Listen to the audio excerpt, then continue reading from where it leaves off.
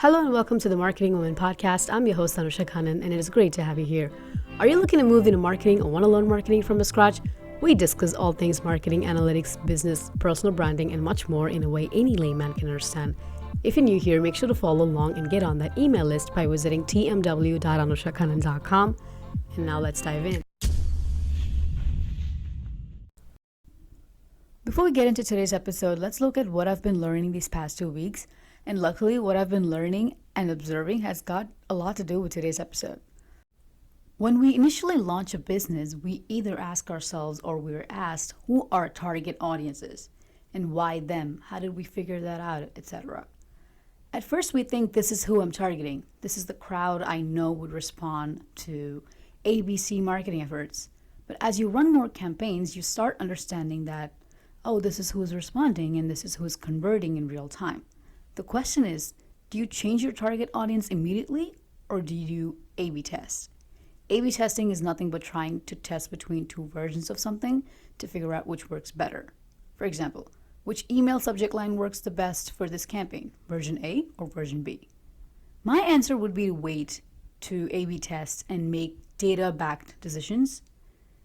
But that's what I've been kind of thinking about these past 2 weeks. Tell me what you think. And now let's dive into the episode. We'll go through sections and let's start with section 1. What is customer segmentation? Customer segmentation is a filtering process of understanding different behaviors and interests of your customers and forming groups of customers to provide them with the right marketing efforts. You're sort of forming segments of customers that like a particular thing. Let's look at an example, that's going to help understand this easier. Say you're launching a stationery line. Some customers might be interested in daily planner notepads. Some might be interested in different kinds of post-it notes. But when you have this data with you of who likes what, you can target these groups with the right kind of marketing efforts. Now in section 2, we'll look at how this is actually useful to a business. 3 things to keep in mind: attribution, ROI, and personalization. Attribution, a term that's used a lot in this industry, and it means that, hey, how do these people that find our stationery line, where do they come from? How do they find out that we exist? Knowing this helps you understand what works and what does not in your marketing strategy. And understanding this is important because you're burning money every time you test different marketing strategies. Like, for example, we talked about A/B testing. You wouldn't want to continue to invest in something that clearly has a lesser ROI rate than the rest. Once you understand where the ROI is, you can start focusing on personalization, which is creating a unique personalized experience for each client based on their interests. So wait, what's customer targeting? Let's look at that in section 3. The 3 terms, attribution, ROI, and personalization, that we discussed in the last section somewhat covered this.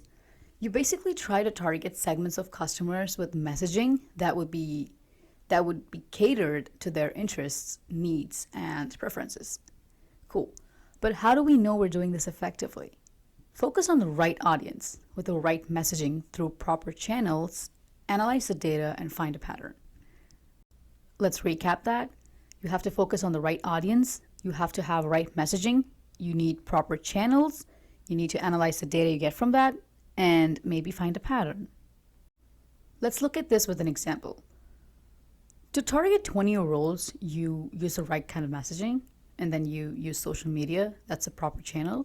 And you need to understand if the results match your target demographic. If not, why?